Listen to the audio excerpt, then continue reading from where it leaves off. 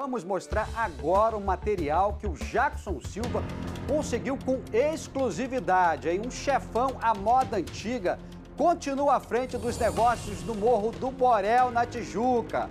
Quem vai explicar pra gente essa história aí, Bárcia? Olha, daqui a pouco o Jackson Silva vai explicar pra gente essa história, mas a gente já sabe que é um cara da antiga, lá dos anos 80, né, que mandava no Morro do Borel, ali na Tijuca, né, desde os anos 80, foi preso, né, foi solto agora tem 2, 3 anos, né, e tá de volta comandando. E a gente vai mostrar essas imagens aí exclusivas que o Jackson Silva conseguiu com um trabalho belíssimo dele, investigação também da Polícia Militar. Dá para ver que o monitoramento aí foi feito por drone. A gente está vendo aí na imagem circulada, destacada aí, seria ele, Isaías do Borel, né? Que aterrorizou o Morro do Borel nos anos 80, passou aí já um bom tempo preso, né? Foi solto em 2023 e agora tá de novo ali comandando, né? Na verdade, Bárcia, nunca deixou de comandar o tráfico de drogas, a criminalidade ali no Morro do Borel, mesmo de dentro da cadeia, né? Sempre foi uma liderança do Comando Vermelho. Agora, Fabiano, é só no Brasil mesmo, né? Você vê, um criminoso que sempre foi conhecido como um líder da facção do Comando Vermelho, que é uma das facções que mais aterrorizam a população, ficou mais de 20 anos preso, foi solto, trocou tiro com a polícia, foi preso novamente. Na cadeia, foi enviado 2 vezes para presídio federal por mau comportamento, quer dizer, tem um histórico de mau comportamento na cadeia. E tá livre porque progrediu de pena para o semiaberto. Eu não consigo entender isso, sinceramente. Não tem como dar certo, né? A conta não fecha. Uma pessoa como essa que tem um histórico de crimes, né? Vive do crime, como uma liderança de facção, quando esteve em liberdade, né? Trocou tiro com a polícia, voltou a ser preso, dentro da cadeia tem um histórico de mau comportamento, mas mesmo assim a nossa lei de execução penal faz com que ele progrida, né, vá para o semiaberto e em liberdade o que ele vai fazer? Um cara que dedicou a vida inteira ao crime, vai voltar a cometer crimes. Dele aí, vai voltar a cometer crimes, né? E aí cabe agora a polícia aí a correr atrás, a fazer a operação, arriscar a vida para pegar. Quer dizer, sinceramente, essa conta não fecha. A legislação penal, né, não fecha, né? Isso não tem como dar certo. Não é novinho, mas não, hein? Já deve estar beirando 60 anos aí. Deve ter lá por 50. Porque se nos anos 80 ele já comandava o Borel, foi preso 20 anos, né? Ele deve estar aí beirando uns 60 anos, né? Sim. Dá pra ver pela cara sem dúvida dele nenhuma, aí, né? Tá agora, quer dizer, agora pede novo mandado de prisão, né? Imagina como é que é a dificuldade para prender, né, uma liderança como essa. Sendo que ele já estava preso, já apresentou todos os sinais de que em liberdade ele voltaria a delinquir, todos os sinais. E aí o seguinte, a pena dele não acabou não. A lei de execução penal diz o seguinte, não, vamos progredir para o semiaberto, né? Um cara como esse vai ficar no semiaberto, um cara como esse vai se apresentar espontaneamente no presídio. A polícia já sabe que ele continua comandando o tráfico de drogas, a criminalidade, como é que vai para o semiaberto? Como é que vai para o semiaberto? Como é que explica isso? Não explica, né? É só no Brasil mesmo, por isso que o Brasil é o país da impunidade e por isso que nós pagamos o preço dessa impunidade, que é a violência que a gente é obrigado a conviver. E a gente está mostrando aí imagens exclusivas, né, da Polícia Militar, monitoramento feito com drone, belíssimo trabalho da Polícia Militar, que acabou flagrando aí, né, movimentação de seguranças do Isaías do Borel e do próprio criminoso, o chefão ali do Morro do Borel, na Tijuca. E o Jackson Silva agora sim vai entrar com a gente para explicar essa história toda. Jackson! Meu querido, boa tarde para você, boa tarde a todos. Vamos explicar primeiro o nome desse traficante, tá? Isaías da Costa Rodrigues, o Isaías do Borel. Foram 3 meses de monitoramento da Polícia Militar. Vou pedir para o Pedro Mota mostrar exatamente o morro para quem está assistindo ao SBT Rio, tá? O Morro do Borel é um dos morros daqui da Tijuca, controlado por traficantes. Lembrando que Isaías do Borel é um dos traficantes mais conhecidos aqui do Rio de Janeiro. Ele foi preso por diversas vezes, com mais de 40 anos de prisão e foi solto. Só que mesmo na prisão, ainda assim ele controlava aqui o tráfico de drogas no Morro do Borel. Então ele foi solto e ainda assim a polícia monitorou que ele continuava ainda controlando o tráfico de drogas. Só que de maneira diferente, Fabiano. Ele começou a armar o tráfico de drogas e expandir também o território. Vamos começar então pelas imagens lá de cima, tá? A primeira imagem mostra os traficantes na mata. Observe a mata lá em cima. Lá atrás tem a Floresta da Tijuca. Então os traficantes circularam pela mata lá em cima, fazendo a segurança de Isaías do Borel. O porquê dessa segurança? Toda a mata ocupada pelo traficante, né, por traficantes. Mais abaixo consegue ver que Isaías do Borel, ele circula pelos becos e vielas, perto de uma boca de fumo. Vale lembrar também que ele circula ali com um fuzil, bem pertinho de um parquinho e de uma área de lazer.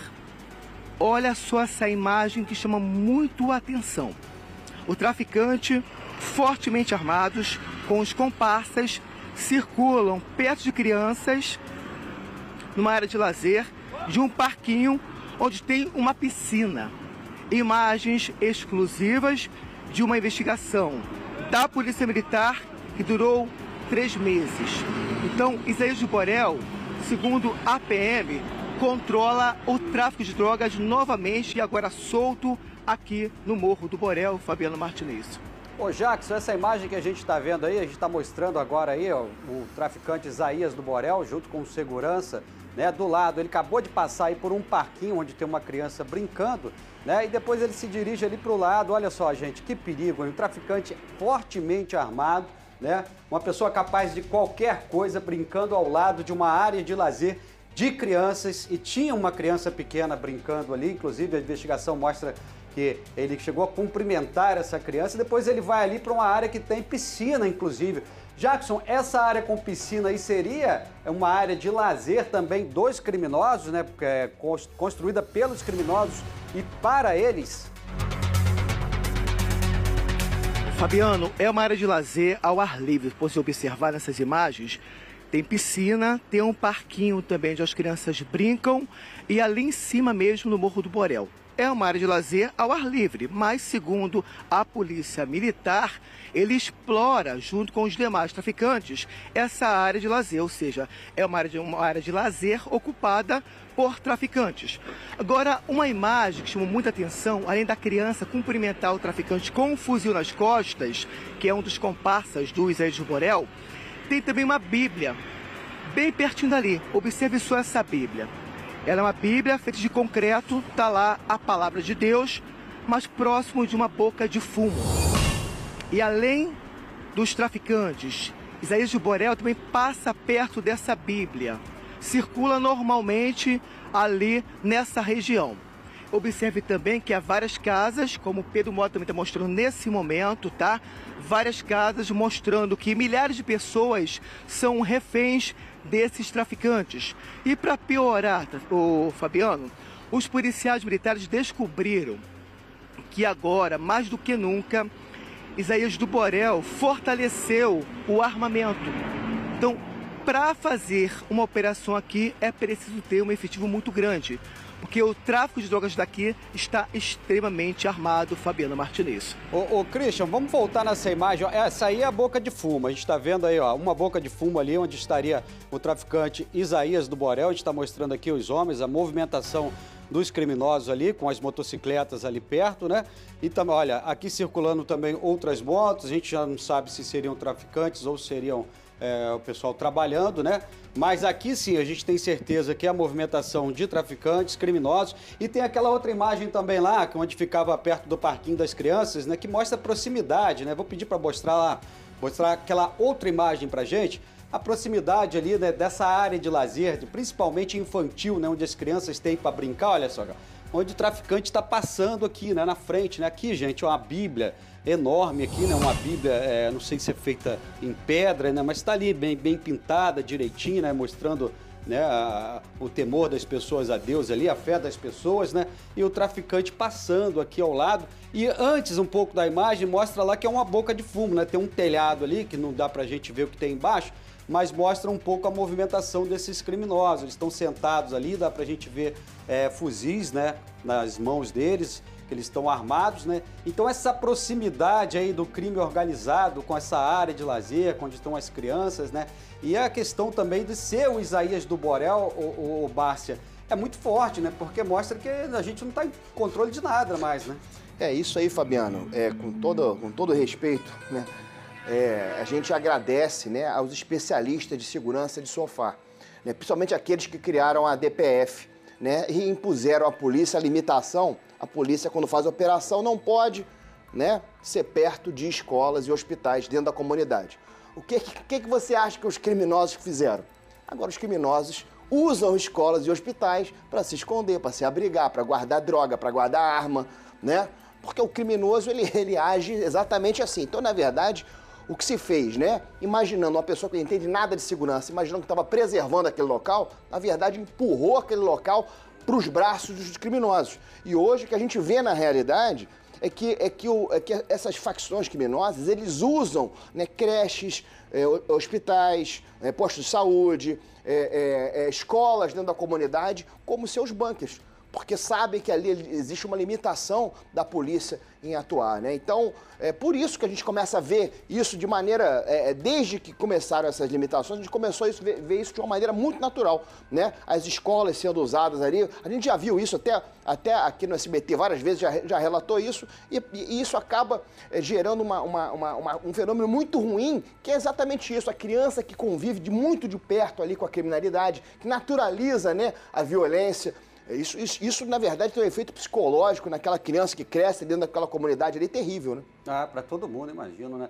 Ô, Jackson Silva, a polícia agora, de posse, né, dessas imagens, já sabendo que o Isaías está ali em cima, pretende fazer alguma coisa? Quais são as informações aí dos próximos passos dessa investigação?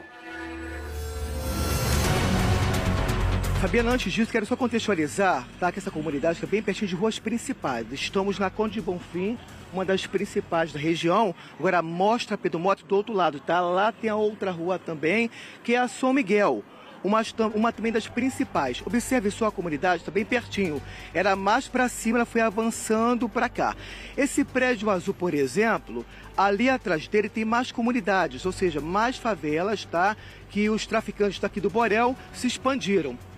Então, os policiais começaram a monitorar os passos desses traficantes durante 3 meses, tá? Então, todos os passos dos Isaías Borel também e de outros traficantes estavam sendo monitorados durante 3 meses. Aí você pergunta, como é que monitoraram isso? Uma fonte da Polícia Militar se infiltrou nesse grupo e passava todas as informações para a PM. Inclusive, temos uma imagem em que o Isaías Borel, ele é filmado de cima.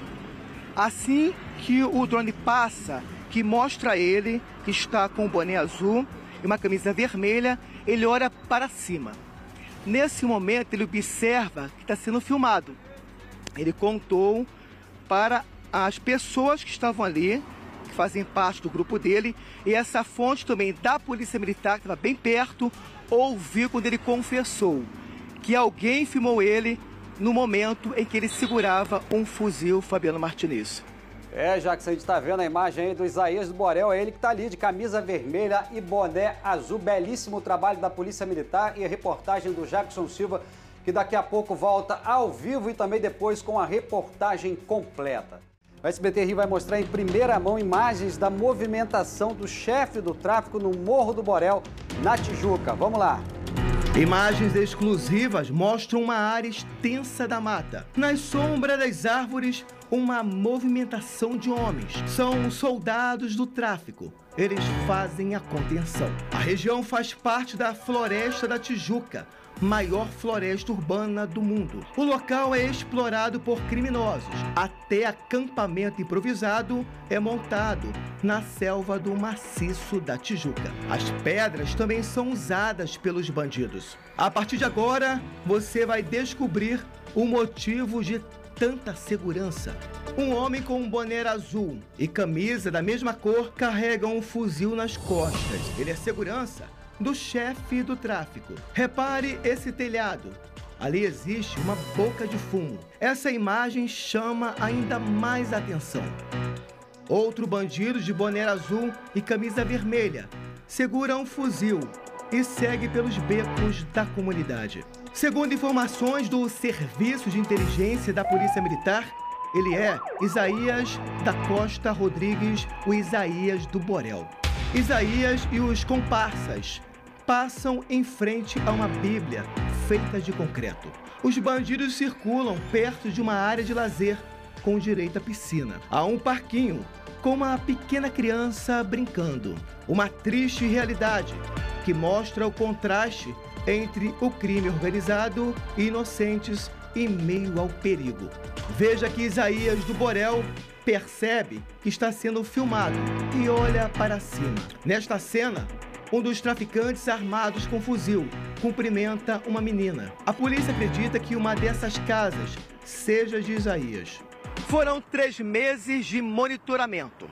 Todos os passos de Isaías do Borel estavam sendo acompanhados pelos policiais militares. Durante as investigações, uma fonte da PM estava infiltrada no grupo e disse que Isaías confessou que foi filmado quando segurava um fuzil. Na década de 1980, Isaías aterrorizou o Morro do Borel. Em junho de 2010, a comunidade foi ocupada por uma UPP. Nessa ocasião, Isaías foi capturado. O traficante teve uma condenação com mais de 40 anos de prisão. Mesmo atrás das grades, ele controlava o Morro do Borel e foi solto em agosto de 2022. Segundo a polícia, o criminoso fortaleceu o tráfico armado na comunidade. As bocas de fumo estão funcionando a todo vapor. Entre os aliados de Isaías estão os bandidos: Lucas Borges Matias, Jonathan Cruz, Gabriel Souza de Oliveira e Leandro Luz da Silva. Em 16 de maio de 2023, a justiça determinou a prisão de Isaías do Borel. Ele está foragido. Atualmente, Isaías vive livremente em uma comunidade controlada pelo Comando Vermelho. Fazendo hora extra, né? Vamos voltar então ao vivo com o Jackson Silva, que vai continuar conversando com o delegado Álvaro Gomes. Fabiano, dá para ter uma ideia de como Isaías do Borel age ali no Morro do Borel, mas também eu falei no início, logo na primeira entrada ao vivo, que ele expandiu o território para outras comunidades também. Sobretudo na comunidade Morro do Banco, no Itanhangá, zona oeste do Rio. Tendo como aliado um traficante conhecido como Jota. Atenção, quem está ouvindo, é importante isso, até mesmo para identificar esse bandido. Um traficante conhecido como Jota, aliado do Isaías do Borel, que controla o Morro do Banco. Doutor, muito obrigado mais uma vez. O senhor já esteve ali na Tijuca também durante um certo tempo, monitorava também os passos, né, de Isaías do Borel.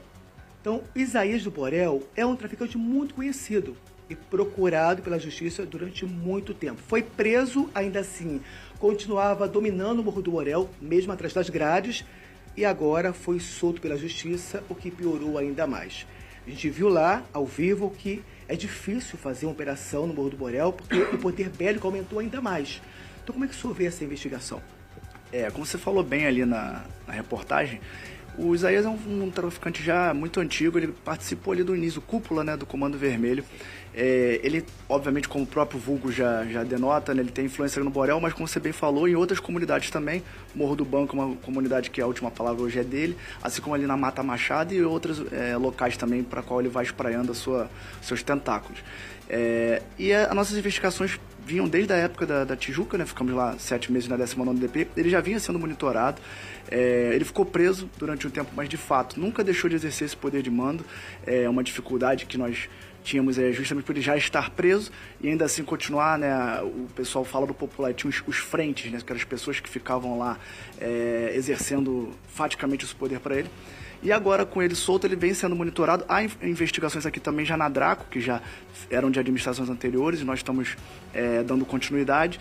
E a gente acompanhava muito de perto esse modus operandi dele, que ele tem essa peculiaridade, enquanto que acabamos de falar agora em relação à questão da milícia, o Peixão, ele, mesmo sem se aliar ali à milícia no local, ele já tem práticas de milícia, já vai obrigando, por exemplo, que os moradores das localidades usem a internet, serviços de telecomunicações de empresas que nós estamos levantando e queremos serem de fachada, que são ligadas a ele, ao tráfico do Comando Vermelho, depósitos de gás, enfim. Aquele tipo de exploração que ele tenta subjugar ali a população local para aumentar os lucros da facção do Comando Vermelho. Fabiano Martinez. Álvaro, eu era criança nos anos 80 e já ouvia falar no Isaías do Borel, né? Ele já deve estar aí beirando seus 60 anos, ficou preso durante muito tempo, né? E agora volta, né, para as ruas né? E nunca deixou de mandar. O que você acha que a longevidade dele, né, no mundo do crime se deve a quê?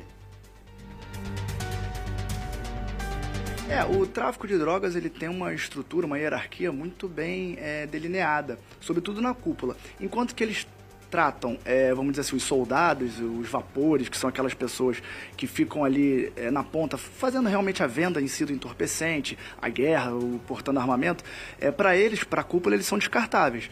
Agora, aqueles que ali participam das tomadas de decisão, entre eles se protegem.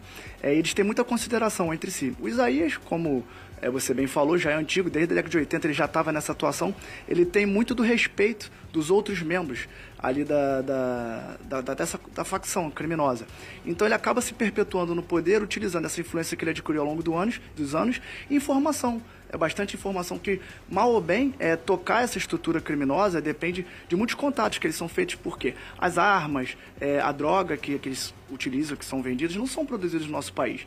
Daí a importância cada vez mais do nosso acirramento nesse combate nas fronteiras, acirramento no combate aqui também pela Polícia Civil, na localização desses paióis, do local que esse armamento e a droga é armazenado, e buscamos também sempre colaborar com a Polícia Federal e com as forças de segurança competentes para descobrir de onde essas armas vêm, de essas drogas vêm, para quebrar a logística, né, tanto do Comando Vermelho quanto das outras facções, e fazer com que essa estrutura possa ruir, né, de dentro para fora.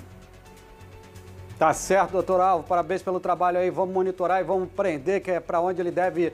Jacques, está com o dedinho aí, Fabiano. Pode falar, Jacques, esse dedinho aí é poderoso. Fabiano, vamos lá. Lembrando que o Isaías Borel é muito considerado no Comando Vermelho. Então, qualquer observação que ele faça, ele tem poder com relação a isso também. Além disso, ele tem a estratégia também, Fabiano, de ter um trabalho social ali no Morro do Borel, cesta básica, entre outros também. E aí, como é que vão denunciar, né? O morador recebe cesta básica, recebe gás, como denunciar esse traficante? É uma estratégia que ele tem para não ser denunciado. Além disso, também consegue controlar outras comunidades e ficar, de alguma maneira, sem ser preso, né? É assim que ele faz. Isso é um perfil de traficantes, inclusive, mais antigos, que faziam isso. A gente via isso na Ilha do Governador, por exemplo, com o Guarabu, que eles tentam trazer a população próxima a eles, fazendo esses favores, muitas vezes distribuindo carga roubada, e muitas vezes utilizando o próprio dinheiro também. E da Rocinha também. Também, obtendo o próprio dinheiro do tráfico, fazendo compra de cestas básicas e fazendo essas entregas. Mas a gente conta com que 99% das pessoas que estão na comunidade, ainda que eventualmente recebessem essa ajuda, elas sabem separar o joio do trigo, e elas sabem que, procurando tanto a Polícia Civil quanto as forças de segurança, o melhor para a sociedade não é esse tipo de ajuda pontual, né? Porque, como você falou bem na reportagem anterior, nada é de graça, né? Não existe almoço grátis. Então, ainda que eles estejam sendo ajudados ali naquele momento de forma pontual, de repente, eles ou um parente dele pode vir a ser vítima da criminalidade quando está aqui, quando está indo ao trabalho, quando está indo à escola, quando está saindo para fazer, enfim, qualquer atividade do dia a dia, e é pego, por exemplo, no meio dessa guerra que as facções fazem entre si, com a milícia. Então, o que nós pedimos é isso, que a população acredite, continue colaborando, tanto o Disque Denúncia, um canal oficial do próprio Estado, do governo do Estado, assim como os telefones celulares que nós temos, a Draco, pode procurar a própria unidade, as unidades policiais, a informação vai chegar até nós para que nós possamos continuar combatendo com eficácia esse tipo de criminalidade. Fabiano Martinez. O recado está dado, muito obrigado, doutor Álvaro, muito obrigado, Jackson Silva.